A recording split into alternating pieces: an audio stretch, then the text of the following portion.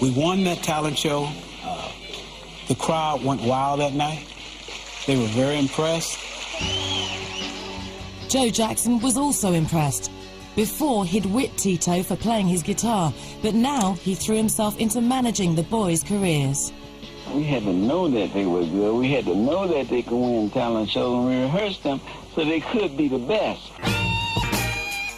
In the summertime, when the Jacksons would rehearse in their living room, they'd move all the furniture back, and they would open the windows, and all the neighborhood came around to stand. That's the one time Mr. Jackson didn't say anything about us being on his lawn. Joe Jackson would soon escape the steel mills of Gary, Indiana, by riding out on the back of a boy named Mike. At the tender age of 7, Michael Jackson knew what he wanted, to be rich, famous, and free from his father, Joe. I can remember a time when we were practicing, and I can't remember exactly what was being said, but Michael's response was, "This group will be nothing without me." Here is a kid, 7 years old, but the ironic part about it is that he probably was correct. The roots of Michael Jackson's bizarre behavior lie in the shuttered steel mills of Gary, Indiana, and the ambition he shared with his abusive father. In 1967, Joe Jackson wanted to get out of Gary, and 9-year-old Mike wanted to make the beating stop. Joseph was, chasing him around the room saying, the choreography goes that way. And Joseph would throw his shoe at him or something, and Michael would say, don't, if you ever throw anything at me again, I'll never sing again, another note. So don't push me.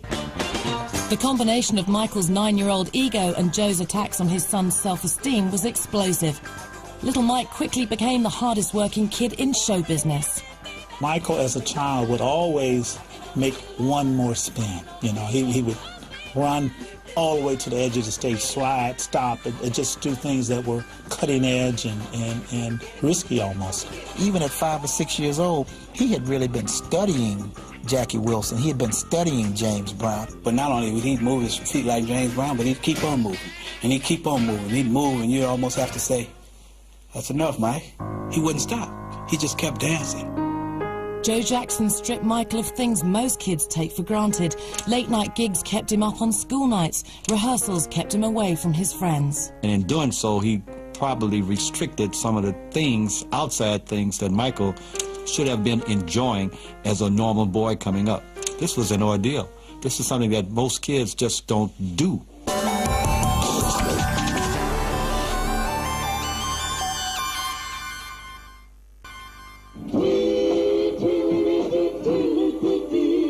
He pushed them, and he pushed them hard. LaToya would tell us that her brothers had performed either downtown Gary or in Chicago or somewhere the night before, and that they were really tired and they had driven all night. We woke up singing, we went to bed singing, we rehearsed all during the day. Joe Jackson's master plan was to get Mike as much exposure as he could, wherever he could. He booked his boys at seedy bars and strip clubs from Detroit to Chicago. I don't know how they allowed 5 underage boys to perform in a place that served liquor and had strippers. I thought it was bizarre, but apparently Mr. Jackson was so intent on getting his boys heard, he took any gig that they were offered. Young Michael's show business education began with an age-old lesson: sex sells. Michael was performing at a club, and he walked right to the edge of the stage, looked right at a young lady in the audience, and started singing this romantic love song. And this young lady just really didn't know how to take it. Couldn't believe that this voice and these lyrics were coming from a child.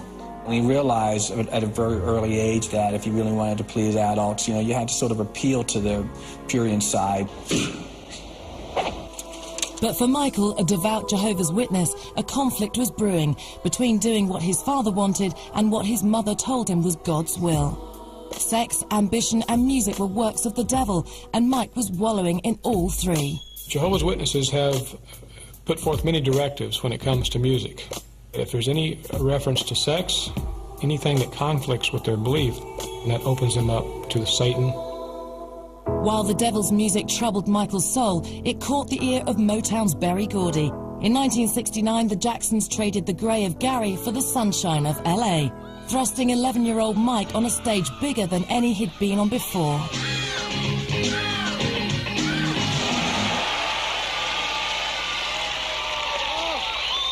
I would like to find out the difference between Gary, Indiana, and living in Los Angeles. You moved here now?